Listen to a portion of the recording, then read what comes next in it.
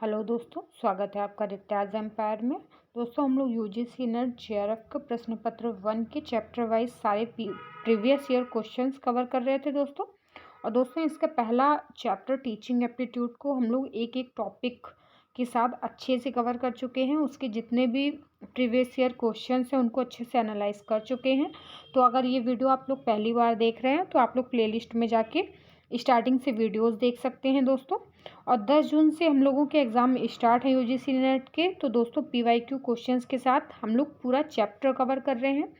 तो इससे आपका चैप्टर भी अच्छे से कवर होगा और आपके प्रीवियस ईयर क्वेश्चंस भी अच्छे से तैयार हो जाएंगे। तो दोस्तों, आपको इसके अलावा कहीं और से कुछ भी पढ़ने की ज़रूरत नहीं है। और ये हम लोग वॉल्यूम फर्स्ट कवर कर रहे हैं। इसके बाद एक इसकी जो सेकेंड बुक है वॉल्यूम सेकेंड, आधा सिलेबस उसमें कवर है, इसीलिए इसको 2 वॉल्यूम में बांटा गया है दोस्तों। पहला चैप्टर है टीचिंग एप्टीट्यूड। इसको हम लोग अच्छे से कवर कर चुके हैं। आप लोग देख रहे हैं जितने टॉपिक्स आप लोग देख पा रहे हैं, ये सारे टॉपिक्स हम लोग कवर कर चुके हैं दोस्तों। और जो सेकंड टॉपिक हम लोग दोस्तों कवर कर रहे हैं वो है पर्यावरण, यानी कि इन्वायरमेंट से रिलेटेड जितने भी इंपॉर्टेंट टॉपिक्स हैं दोस्तों, वो हम लोग इसमें कवर करेंगे। जितने भी अंतर्राष्ट्रीय समझौते या प्रोटोकॉल या सम्मेलन हैं और या जितने भी दिन और दिवस हैं पर्यावरण से रिलेटेड, वो सब हम लोग दोस्तों कवर करेंगे इसी में। और दोस्तों, वीडियोस में आप लोग कमेंट करके इसकी पीडीएफ बहुत मांगते हैं। तो दोस्तों, मैं आप लोगों से अनुरोध करूंगी कि आप लोग वीडियो से ही शॉर्ट नोट बना लें और इसी से रिवीजन कर लें दोस्तों, क्योंकि पीडीएफ बना पाना मेरे लिए थोड़ा सा मुश्किल हो जाता है। इसलिए आप लोग कोशिश करें कि इसी से शॉर्ट नोट बना लें और इसी से रिविज़न करें। चलिए स्टार्ट करते हैं वीडियो। तो पहला क्वेश्चन है हमारा, प्रदूषित शहरी क्षेत्र में फोटोकेमिकल धूम कोहरे में निम्नलिखित में से किसकी उच्चतम सांद्रता होती है? ए है ओजोन, बी पैन, सी है हाइड्रोकार्बन्स बिना मीथेन के, और डी है कार्बन मोनोऑक्साइड। तो इसका डी ऑप्शन सही हो जाएगा। प्रदूषित शहरी क्षेत्र में फोटोकेमिकल धूम कोहरे में कार्बन मोनोऑक्साइड की उच्चतम सांद्रता होती है। अगला क्वेश्चन है, वर्तमान में कार्बन डाइऑक्साइड उत्सर्जन के प्रति व्यक्ति उत्सर्जन में योगदान देने वाले देशों के अवरोही क्रम की सही श्रृंखला की पहचान करें। ए है भारत, बी है चीन, सी है यूएसए संयुक्त राष्ट्र अमेरिका, और डी है दोस्तों जापान। तो इसका सही ऑप्शन ए हो जाएगा, सी डी बी ए। चलिए इसकी व्याख्या देख लेते हैं। वर्तमान में कार्बन डाइऑक्साइड उत्सर्जन के प्रति व्यक्ति उत्सर्जन में योगदान देने वाले देशों का सही अवरोही क्रम है। अवरोही क्रम मतलब दोस्तों बढ़ते से घटते क्रम में। तो 16.5 मीट्रिक टन प्रति व्यक्ति तो संयुक्त राष्ट्र अमेरिका, उसके बाद जापान है 9.5 मीट्रिक टन प्रति व्यक्ति, उसके बाद चाइना है, और उसके बाद है दोस्तों भारत चौथे नंबर पे। अगला क्वेश्चन है, ओजोन परत के क्षरण का कारण है दोस्तों। तो ए दिया गया है वाष्पशील क्लोरीनेटेड हाइड्रोकार्बन, बी है थर्मल पावर प्लांटों से उत्सर्जन, सी शहरी अपशिष्ट का दहन, और डी है दोस्तों नाइट्रोजन समाविष्ट उर्वरक का अत्यधिक प्रयोग। दोस्तों, इसका बी ऑप्शन सही हो जाएगा, ए और डी।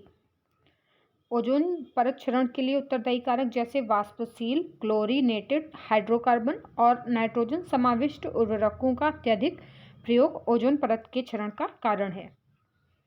अगला क्वेश्चन है, प्राकृतिक स्रोतों से निम्नलिखित में से किस प्राथमिक प्रदूषक का वैश्विक उत्सर्जन सर्वाधिक होता है? तो दोस्तों, इसका सही ऑप्शन डी हो जाएगा, कार्बन डाइऑक्साइड। प्राकृतिक स्रोतों से कार्बन डाइऑक्साइड का वैश्विक उत्सर्जन सर्वाधिक होता है भार की दृष्टि से। अगला क्वेश्चन है दोस्तों, सूची 1 को सूची 2 के साथ सुमेलित करना है। तो सूची 1 में दोस्तों उत्सर्जित प्रदूषक हैं और सूची 2 में पर्यावरणीय प्रभाव हैं दोस्तों। चलिए दोस्तों, इसकी व्याख्या देख लेते हैं। तो उत्सर्जित प्रदूषक में कार्बन डाइऑक्साइड है। इसके पर्यावरणीय प्रभाव हैं दोस्तों, एक ग्रीन हाउस गैस के रूप में वैश्विक तपन को बढ़ाना, और बी पे है कार्बन मोनोऑक्साइड और इसका प्रभाव पड़ता है विषैला तथा श्वसन संबंधी रोगों का कारण है, और सी है नाइट्रोजन ऑक्साइड और इसका प्रभाव पड़ता है अम्ल वर्षा का निर्माण, और डी है बेंजीन और हाइड्रोकार्बन्स, इसका पर्यावरणीय प्रभाव है विषैले तथा कैंसर कारक। अगला क्वेश्चन है दोस्तों, देशों के वैश्विक कार्बन डाइऑक्साइड उत्सर्जन में उनके योगदान के अवरोही क्रम की पहचान करें। ए है यूएसए, बी है चीन, सी है रूस, डी है भारत और ई है जापान। दोस्तों इसका बी ऑप्शन सही हो जाएगा, BADCE। चलिए इसकी व्याख्या देख लेते हैं। वैश्विक कार्बन डाइऑक्साइड उत्सर्जन में देशों का उनके योगदान के अवरोही क्रम का सही क्रम है। तो दोस्तों सबसे नंबर 1 पे है चाइना, उसके बाद यूएसए, फिर भारत, फिर रूस, फिर जापान। अगला क्वेश्चन है, कोचीन अंतर्राष्ट्रीय हवाई अड्डे को निम्नलिखित में से किस श्रेणी में संयुक्त राष्ट्र का चैंपियन ऑफ द अर्थ पुरस्कार दिया गया है। तो इसका बी ऑप्शन सही हो जाएगा, उद्यमिता, भविष्य, दृष्टि। चलिए इसकी व्याख्या देख लेते हैं। संयुक्त राष्ट्र का सबसे बड़ा पर्यावरण चैंपियन ऑफ द अर्थ पुरस्कार के उद्यमिता, भविष्य, दृष्टि श्रेणी का पुरस्कार कोचीन अंतर्राष्ट्रीय हवाई अड्डे को प्रदान किया गया है और इसके अतिरिक्त यह पुरस्कार 5 अन्य श्रेणियों life time achievement, policy leadership, कार्य और प्रेरणा, विज्ञान और नवाचार में प्रदान किया है। वर्ष 2018 के चैंपियन ऑफ द अर्थ पुरस्कार के अन्य विजेता इस प्रकार हैं: नरेंद्र मोदी और इमैनुअल मैक्रोन, ये पॉलिसी लीडरशिप में; बियॉन्ड मेयर असंभव खाद्य पदार्थ, विज्ञान और नवाचार की श्रेणी में; जेहनसिव के ग्रीन ग्रामीण पुनरुद्धार कार्यक्रम, ये कार्य और प्रेरणा की श्रेणी में; और John curling life time achievement. अगला क्वेश्चन है, हमारे पर्यावरण के संरक्षण, विश्वव्यापी जागरूकता और कार्यवाही को प्रोत्साहित करने हेतु UNEP ने निम्नलिखित में से किस विषय के प्रति विश्व पर्यावरण दिवस 2019 के अवसर पर जोर दिया है। तो इसका सी ऑप्शन सही हो जाएगा, वायु प्रदूषण की रोकथाम। प्रत्येक वर्ष 5 जून को मनाए जाने वाले विश्व पर्यावरण दिवस की शुरुआत वर्ष 1972 में मानव पर्यावरण पर आयोजित संयुक्त राष्ट्र सम्मेलन के दौरान हुई थी। इसके आयोजन का उद्देश्य पर्यावरण की सुरक्षा के लिए वैश्विक स्तर पर जागरूकता फैलाना है और इसका आयोजन प्रत्येक वर्ष संयुक्त राष्ट्र पर्यावरण कार्यक्रम UNEP द्वारा किया जाता है। पिछले वर्ष यानी 2018 में विश्व पर्यावरण दिवस समारोहों की मेजबानी भारत ने की और इसका विषय प्लास्टिक प्रदूषण था। अगला क्वेश्चन है दोस्तों, प्राकृतिक एक अभिकथन दिया गया है और दूसरा उसका कारण दिया गया है। तो अभिकथन है, प्राकृतिक गैस बहुत आकर्षक पर्यावरण सुलभ ईंधन है, और कारण है इसके दहन के पश्चात किसी अन्य जीवाश्म ईंधन की अपेक्षा कम प्रदूषक तत्वों और प्रति यूनिट ऊर्जा में कम कार्बन डाइऑक्साइड उत्पन्न होता है।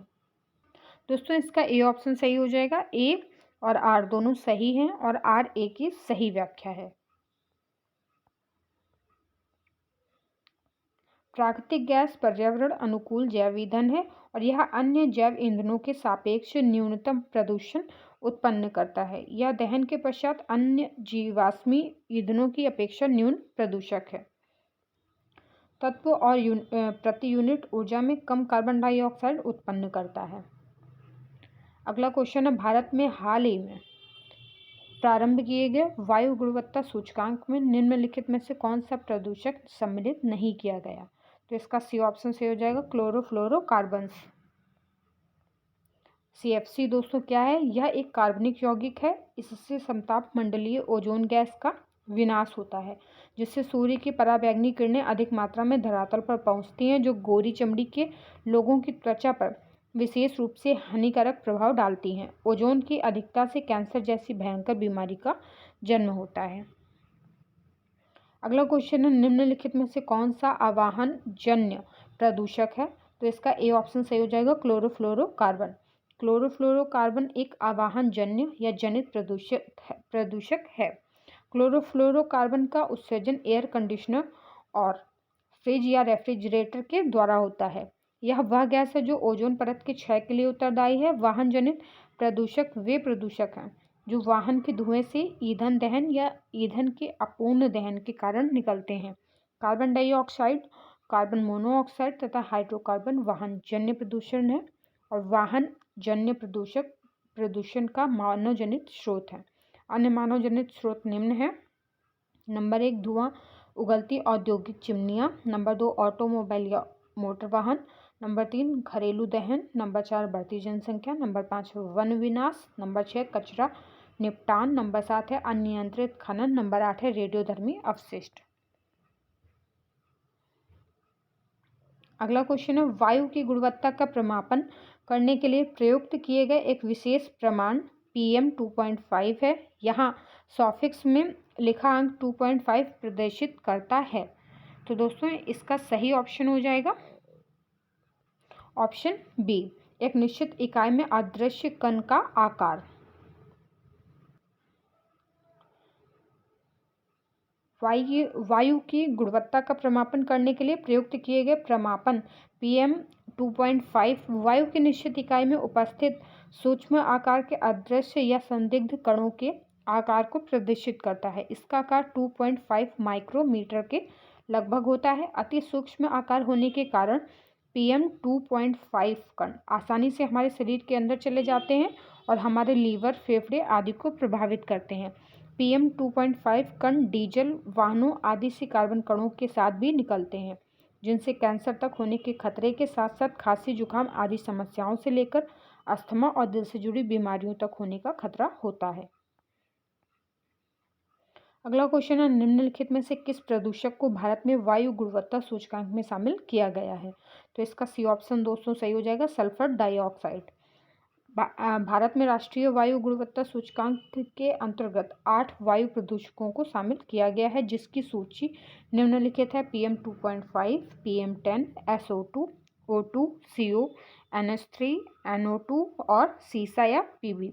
इसके अतिरिक्त शेष दिए गए विकल्पों में कार्बन डाइऑक्साइड, क्लोरोफ्लोरोकार्बन तथा मीथेन ग्रीन हाउस गैसें हैं। अगला क्वेश्चन है निम्नलिखित में से किसको गौण वायु प्रदूषक माना जाता है? तो इसका बी ऑप्शन सही हो जाएगा ओजोन।